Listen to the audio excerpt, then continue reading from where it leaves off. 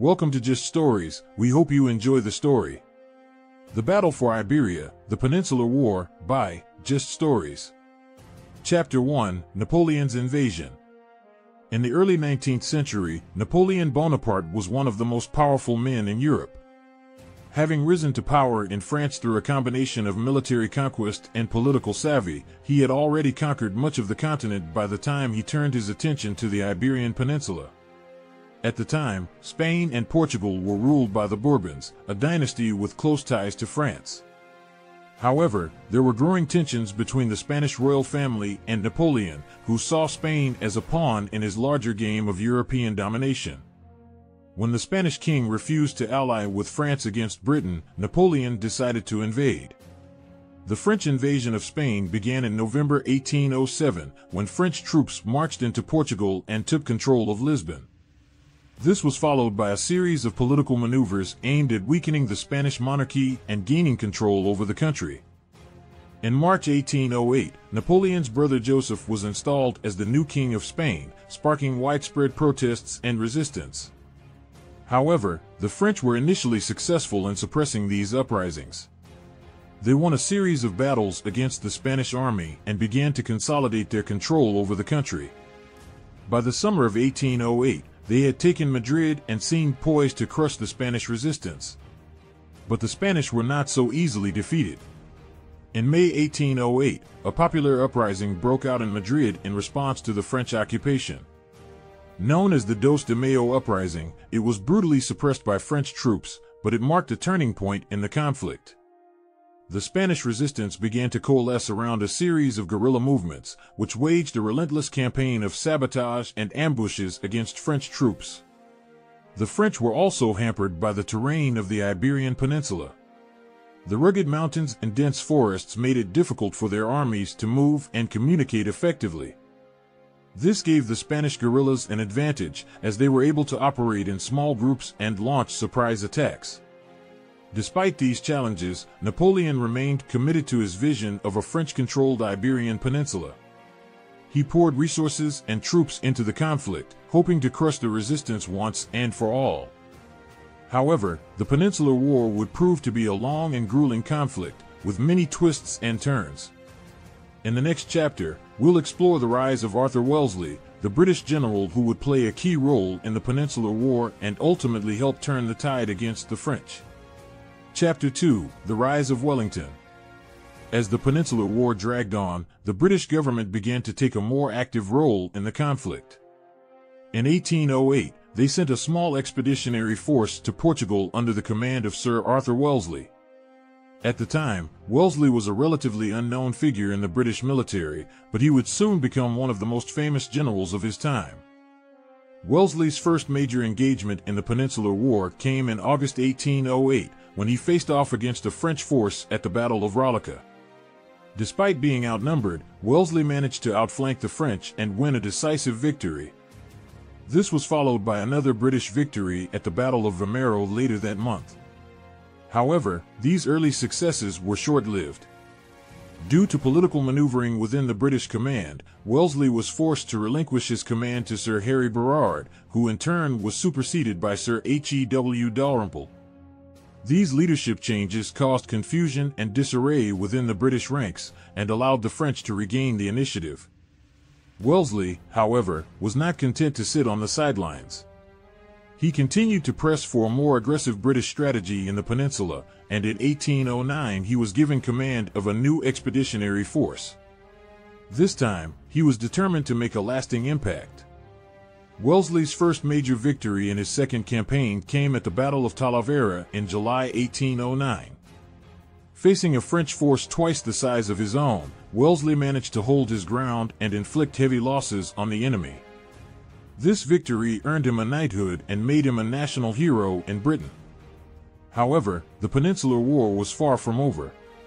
Over the next few years, Wellesley faced numerous setbacks and challenges.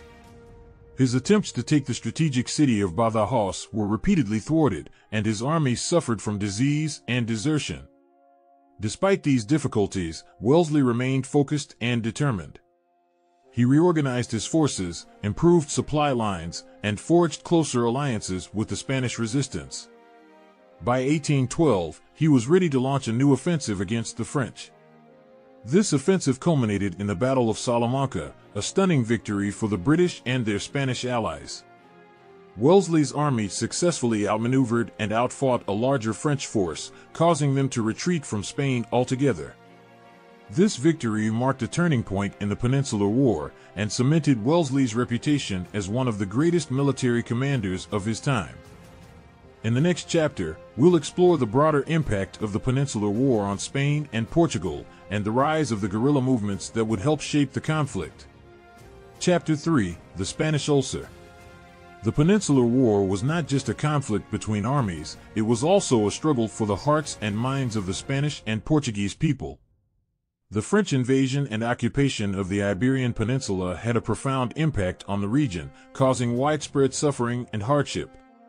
The French initially enjoyed some success in suppressing Spanish resistance. They won several key battles and captured major cities like Madrid. However, they soon found themselves faced with a new type of warfare, guerrilla warfare.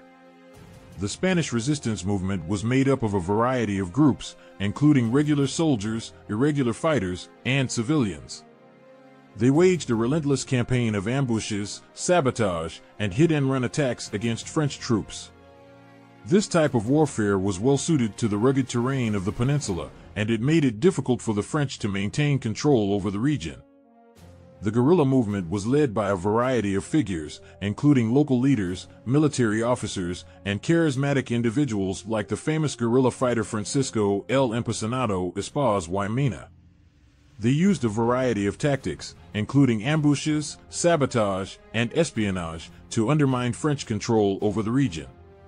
The French responded to the guerrilla threat with brutal reprisals. They often executed captured guerrillas, burned villages, and engaged in other forms of collective punishment. These actions only served to inflame the Spanish resistance, however, and further fueled the cycle of violence. The impact of the Peninsular War on the Spanish and Portuguese people was immense. The war caused widespread death, destruction, and displacement, with many civilians forced to flee their homes and live as refugees. The guerrilla fighters often relied on the support of local communities, and in turn, these communities suffered reprisals from the French. The Spanish Ulcer, as the conflict came to be known, had a profound impact on Spanish and Portuguese society. It contributed to the decline of the Spanish monarchy and the rise of nationalist movements, and it helped shape the modern identity of Spain and Portugal. Despite the hardships and suffering, the Spanish resistance movement proved to be resilient and effective. They played a key role in tying down French troops and draining French resources, and they helped pave the way for Wellington's eventual victory. In the next chapter, we'll explore the latter stages of the Peninsular War and Wellington's triumphs over the French. Chapter 4: Wellington's Triumph. By 1812, the Peninsular War had been raging for several years, with both the French and the British suffering setbacks and victories. However, the tide of the war was beginning to turn in favor of the British and their allies. Under the leadership of Arthur Wellesley, who had been made the Duke of Wellington by this time, the British had reorganized their forces and forged closer alliances with the Spanish resistance. In 1812, Wellington launched a new offensive against the French, with the goal of driving them out of Spain altogether. This offensive culminated in the Battle of Salamanca, a stunning victory for the British and their Spanish allies. Wellington's army successfully outmaneuvered and outfought a larger French force, causing them to retreat from Spain altogether. This victory marked a turning point in the Peninsular War and cemented Wellington's reputation as one of the greatest military commanders of his time.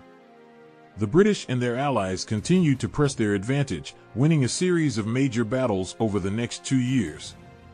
Wellington's armies took key cities like Burgos and Vitoria, inflicting heavy losses on the French in the process. One of the key factors in Wellington's success was his ability to adapt to the terrain and conditions of the peninsula. He relied heavily on his cavalry and artillery, using them to outmaneuver and outflank the French. He also developed a keen understanding of the guerrilla warfare tactics used by the Spanish resistance, and he was able to incorporate these tactics into his own strategies. However, the Peninsular War was far from over. The French continued to resist, and the British and their allies faced numerous setbacks and challenges. One of the greatest of these challenges was the siege of the city of Badajoz, which lasted for several months and resulted in heavy casualties for both sides. Despite these difficulties, Wellington remained focused and determined. He continued to reorganize and reinforce his forces, and he made several key strategic decisions that helped turn the tide of the war. One of these decisions was his choice to invade France itself in 1813, a move that forced Napoleon to divert troops from other theaters of the war. Wellington's final victory in the Peninsular War came at the Battle of Toulouse in April 1814. With the war in Europe drawing to a close, Wellington's forces managed to defeat a large French army, inflicting heavy losses and paving the way for the final defeat of Napoleon at the Battle of Waterloo a few months later. The Peninsular War had been a long and grueling conflict, but it had ultimately ended in triumph for the British and their allies. The war had a profound impact on Spain and Portugal, contributing to the decline of the Spanish monarchy and the rise of nationalist movements. It had also helped shape the modern identity of Britain and cemented Wellington's reputation as one of the greatest military commanders of all time. Chapter 5: The Legacy of the Peninsular War. The Peninsular War was a pivotal moment in European history, with far-reaching implications for the countries and people involved. Although the war was fought over 200 years ago, its legacy can still be felt in the modern world. One of the most immediate legacies of the Peninsular War was its impact on Spain and Portugal. The war had been a devastating conflict for both countries, causing widespread death and destruction. It had also contributed to the decline of the Spanish monarchy and the rise of nationalist movements in both countries. In the aftermath of the war, Spain and Portugal were left to rebuild and recover from the damage. The Peninsular War also had a profound impact on the military tactics and strategies of the time. The French had initially relied on traditional, Napoleonic-style tactics, which emphasized massed formations and frontal assaults. However, the guerrilla warfare tactics used by the Spanish resistance forced the French to adapt and develop new tactics. This, in turn, influenced military thinking in Europe and beyond. The Peninsular War also played a role in shaping the identity and culture of the countries involved.